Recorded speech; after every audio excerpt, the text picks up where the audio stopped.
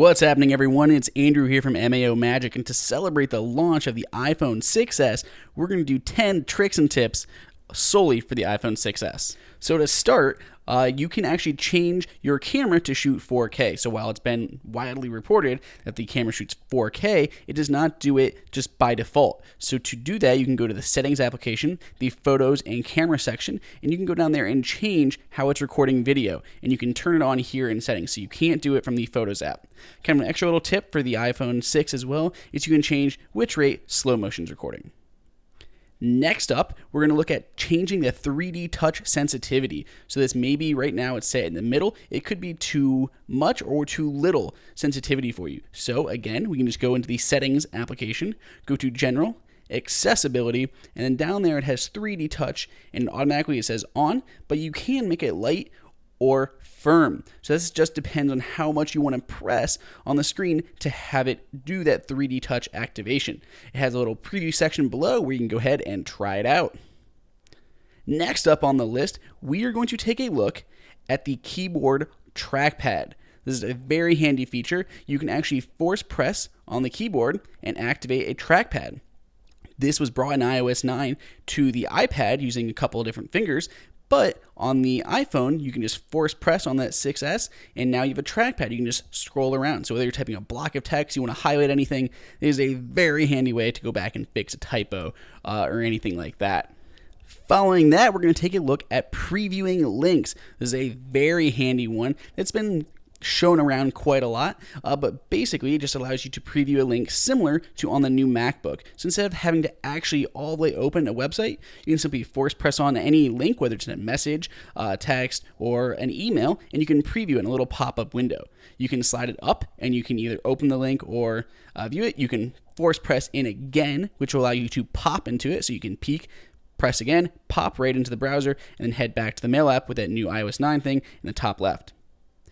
Another one that you may not have seen is the app switcher. So you've always been able to double press that home button and pull up the fast app switcher. Now on the iPhone 6s, you can force press from the left side of the screen. So just swipe your finger in from the left and press harder, and you'll open the app switcher. This one is kind of knacky, so you do have to do it a few times like there. I couldn't quite get it, but you do just force press in from the left-hand side, and you'll open up that app switcher, which may be not that simple, but it is a nice little handy feature. Next up are peek gestures. So we've looked at being able to peek into things such as a website or messages or anything like that, but now you can actually, when you peek into those, not only can you push up where that little arrow is to do a couple different actions.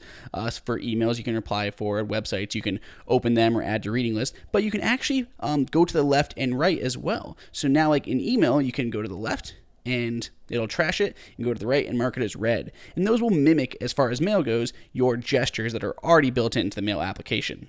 So just a couple different things you can do with that. Contact info. So this is just another form of peeking into things. So anytime you see a contact person, like a little icon or anything like that, or even a phone number, you can simply force press on that phone number or contact circle, and it'll allow you to either call that person, message them, add to contacts. Now, on the iPhone 6 and the iPads, you could always activate Siri by just saying, "Hey Siri." But that would only work if you had your phone plugged in, such as in the car or maybe docked at home. But now on the iPhone 6s, Hey Siri works anytime. So you don't have to be plugged in, and you can just simply say, "Hey Siri," and it'll pop up and answer any questions. This is super useful, and if you don't use Siri, this may be a way for you to start using them. Android obviously has had this for quite some time, so it's very nice seeing the iPhone catching up to the game. Now, one thing is, this is kind of like Touch ID for your phone, as far as you have to train your voice to get this to work. So when you first set this up, most normally when you're setting up the iPhone for the first time, they're going to have you say a few sentences into the phone to get it to work. You can obviously turn this on or off in the settings inside of the Siri menu under General. Now, this next one is very handy, and I have not seen it reported that often, but there is an option on the 6S for 3D touch zoom inside of the accessibility settings. This may be good for just people who want to zoom in for anything, but as well as people who maybe have problems seeing. So we'll just go into settings, go to general, accessibility, and then we're going to go to zoom. We're going to just go ahead and turn that on. You'll notice the screen immediately zooms in. You can double tap with 3 fingers to turn that on and off. And that's always been around. However, now we can go ahead and turn this in the bottom right hand corner. You see that controller. If we turn that controller on, we can even turn the opacity down so it's very nice and low. Sorry, there was a filter on the zoom, which was making everything dark. But once we remove that, now all you have to do is force press on that controller and it zooms into the screen and you can just move around with your finger. So this is very handy. That little controller is very low opacity when you turn it down to that 5%. Like you can turn that up and down if you'd like, but keep that low and it just hangs out in your corner. You can move it around the screen, but just allows you to simply zoom in. So if you see something that's small and you want to be able to see it better, you can just force press on that, move the screen around to where you want to see, and just let go and it goes back to normal. So a super handy feature using that 3D Force Touch on the iPhone 6s. Previewing text is also super handy, especially for those who use read receipts. If you have a message that you have not read, but you still want to read it anyway, simply open it up using a force press. You'll give that little preview window and then let go, and it keeps the message unread. So they will not get a read receipt. It'll still say it's unopened. So those are 10 tricks and tips for the iPhone 6s in particular. If you have any questions, throw them up in the comments or any other tips and tricks, make sure to subscribe, and I'll see you next time.